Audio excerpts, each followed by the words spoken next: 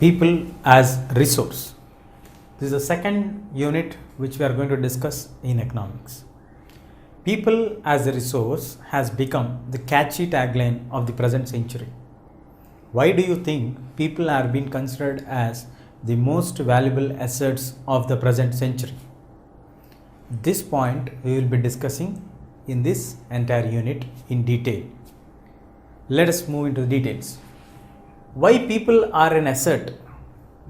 Generally, people means the nation is nothing but a group of people living together combined with some nationalistic feelings is called as nationalism, which we have seen in the rise of the nationalism movements in Europe and in all the other countries. Moving on to understand people as a resource or as an asset in a country's progress. If a country is having a healthy population and who are skilled people and who are educated people, they will grow. They will try to acquire more jobs. They will try to acquire good positions in the society. Along with that, they contribute to the country's development also. So a healthy population will automatically make the country to develop. A simple calculation can be made. If a person is getting a good amount of salary, where he comes under the bracket of IT payers, he pays income tax. If more number of people are falling in the IT payers structure, the country will receive more number of income tax. So when country receives more amount as tax, country can use that amount to develop the country. So the nation will be developed because of people's contribution. The other hand, if the people are not educated and they do not get a proper sufficient amount of money into their hands as a wages or salaries, they would not come under the category of taxpayers, where in turn government only has to provide some subsidy for them. So in this process, government will not get any extra income, but government has to invest in these people's day-to-day life by providing rice at very less cost, providing job opportunities for them, providing employment during the seasonal failures. These all steps, these are actually burden to the country. So there are two sides when we look at the people. People who are positive, contributing to the country's development, that is creating a good gross national product.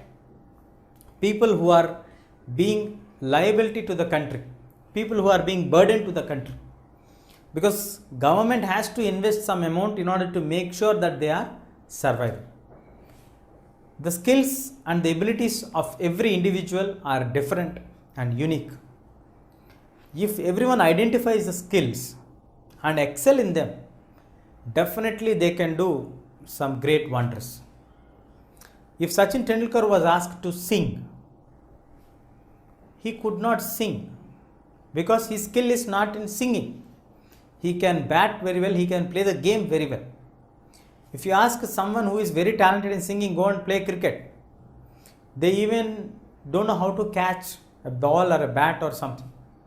So every individual has to identify his own abilities, his own skills. The government also should identify the skills of the people commonly, and to upgrade the skills of all the people, they have to introduce certain changes in the educational system. So the government has to invest on education. Government has to make sure that people are healthy. If people are healthy, they can work positively. They can bring some good change in the society. We have seen an example. The countries of Southeast Asian countries, Singapore, Malaysia, Taiwan, Japan, all these countries, where the natural resources availability is very less. Let us take Japan. Japan, the availability is very less, or let us say no natural resources. But they have invested on the people, the education, the healthiness of the people. The country which suffered 2 atom bombs in 1945, which suffered in the Second World War, a great disaster, but still today, Japan stands in the global economy in the second position. where the country has really invested in the people and people are well educated. Once they are well educated and they are healthy, they started to play with the technology, they started to invent new things, they started to create new opportunities for themselves. So they started to import whatever they want as a natural resources. They import everything, but still they are the second strongest economy in the world. So in this chapter, we will be discussing in detail how a healthy and educated society can contribute to a larger section of people with an example. And why do we call them? India is a country where it has been overpopulated. This is the word which we have been hearing from many years. Yes, when a country is overpopulated, they all consume heavy amount of food because the country's population is growing and automatically the intake of the food also will increase. Intake of the food will increase, consumption of the land will increase. Then we find it very difficult to find or feed the people, or we find very difficult to find a place to live, a shelter to get. All these are the negative sides of looking at population as a liability, people as a liability, as a negative effect. Moving towards the positive side, when the people are well educated, they acquire good economic positions or jobs in the society where they will be able to buy, they will be paying taxes directly and indirectly, and also they will be in a position to buy lands for whatever they require, and they will be migrating from one region to another region. Where just only feeding the population, when they do not work only, you find it very difficult to feed them. When the population is working and you are generating some amount of revenue for yourself, you never feel it's a burden or it's a difficulty for us. As you are developing, your family will be developing, and automatically it results and focuses on the development of the country also.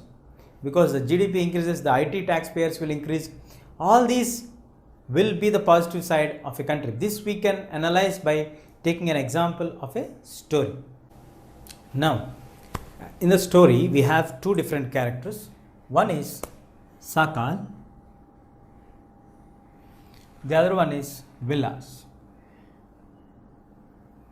Let us now see how the incidents turn in the life of Sakal and Vilas. Sakal and Vilas both stay in a village where Sakal's father, Bhutta Chaudhary, does farming. He is an agricultural farmer and his mother looks after the household chores. Bhutta Chaudhary and mother has forced Sakal to join in the village school, and as they forced, he immediately joined in the school. After joining in the school, he was very much interested in studies, so he completed his study and he was able to pursue up to the secondary certificate of education, that is up to +2 level. After completing his +2 level, his parents forced him to study the vocational course in computer science. After doing the vocational course in the computer science, he is able to achieve a job in a private firm. After achieving the job in the private firm, as Sakal was very much interested in education and very much enthusiastic to work, he learned everything very perfectly and with a lot of interest. So his zeal of interest made others also to appreciate him, and he was able to work very effectively even in the office. In this course of his journey, he found out some of the works are being repeated continuously in the office. So he discovered a software which helps the officers to make the work very easy for his office. With this creation of the software, which is very useful for the office boss was very much impressed with Sakal and immediately promoted him and even increased his salary. So now Sakal is on a pitch of raising. He is in the horizon of raising levels. Let us see what happened with Vilas.